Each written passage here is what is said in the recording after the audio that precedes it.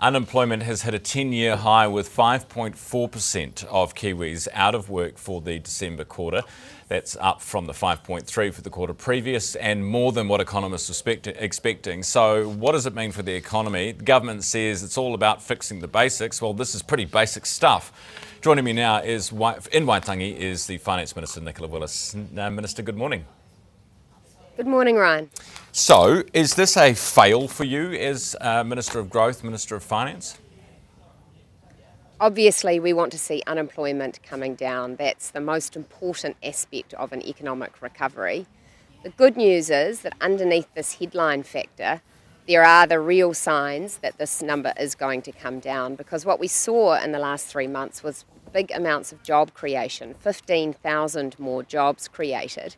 And what that meant was people were feeling more optimistic about their employment chances. So we saw the overall labour force participation rate increase. So there were more people saying, yep, I want to go and get a job, than there was job creation. It slightly outpaced that, but you're seeing more hours worked, more people entering the workforce, and really positively, that's particularly marked for younger workers under the age of 25. So 15,000 more jobs, a lot more to create, but businesses are telling us that they are feeling optimistic about creating new roles as this economy picks up and that recovery takes place. I spoke to Alan McDonald from the EMA this morning, and he said they're basically holding. They're waiting for something to turn. Households are waiting for employment to turn. We're stuck in a little bit of a vicious cycle here. And this is what Chris Hipkins has had to say about your responsibility for all of this as Finance Minister. This is incredibly embarrassing for Nicola Willis, but it's worse for the families who can't find work when they need it. They said that they were going to fix the economy. They've clearly made things worse. 165,000 New Zealanders looking for jobs that cannot find them. That's the highest number in 10 years. These are real people with families, bills to pay, and a government that is in denial about the extent of the damage that they have done to New Zealand's economy and to the lives and livelihoods of New Zealanders. Now, Minister, this is the problem. I mean, a lot of that is just hyperbole, but the problem for you politically is that that headline number got worse, and that's what people read in the paper. Well, of course we want to see that headline number come down, and of course I agree with Chris Hipkins that families having great job opportunities is essential to the country. No one's disputing that. The political question, Ryan, is what is the recipe to create more jobs? And actually, when you look back over all of the forecasts, this is about where things were forecast to be under Labour. And the question I've been asking is, what are their plans for actually improving the economy more and increasing jobs? In fact, one of the most substantial things we've done, fast-tracking major construction, development, quarry projects, which is creating thousands of jobs by cutting through red tape, they've opposed those measures, that job creation. They haven't actually brought ideas to the table of what they would be doing differently.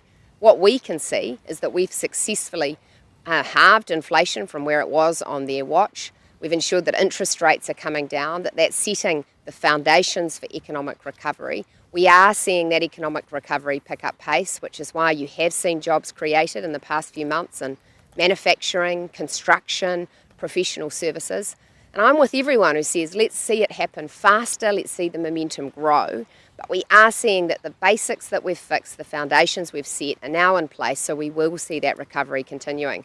Chris Hipkins would put it all at risk by mounting huge new taxes on the New Zealand economy. He's going to start with a capital gains tax, and then he's going to talk to his friend Chloe Swarbrick well, he's ruled it out. Tax, her increases to personal income tax. Hang on, he's ruled it out. He has not ruled it out, Ryan. Minister, you've got to be kidding. I want to talk of insurance premiums very quickly. Her at Waitangi and said we want to work together. Their whole plan is based on $88 billion of extra taxes. All right. Punishing those people who've worked hard. Speaking of punished, we're getting absolutely whipped on insurance premiums, up 3 times the rate of inflation since 2011, up 40% in the last 2 years. You're doing a review. We've seen governments do reviews on petrol, on supermarkets, on banks. I mean, you name it, butter, for God's sakes. Nothing changes. Why are you leading us down a garden path we know leads nowhere? Well, look, I think we do need to be careful here because New Zealanders are sensible enough to know that part of what has been driving rising insurance prices is increasing risk from natural hazards. So that's increased flooding events, big weather events, but also a reassessment of scientists of our seismic and earthquake risk. So that's absolutely a factor. But what our advisors are saying to us is what they don't have a good sense of is how that's affecting people's willingness to buy insurance in the first place, how that trend will continue, whether there are other factors, including the competition in the industry, construction costs, other factors. So what we want to do is get much better data. And the insurance companies themselves have said they're willing to work with our Council of Financial Regulators to provide that insight and information so we can analyse it a bit more.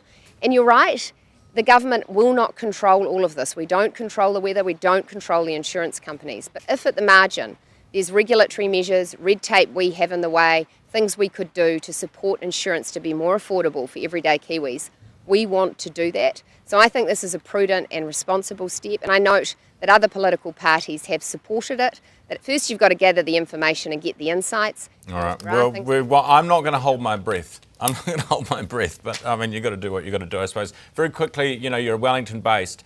This, what has been described as a catastrophe at Moa Point, the sewage leak, the plant is actually in meltdown. It's like a sewage Fukushima in Wellington right now. Like, it's really bad. Do you have any comment to make on that?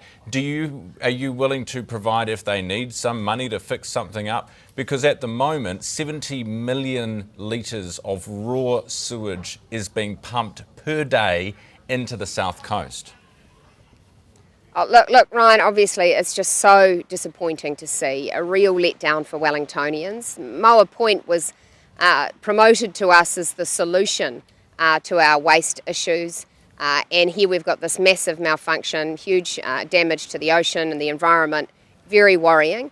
So I think the first step is for the council to do what it's doing, which is find out what the heck's going on and why this has happened.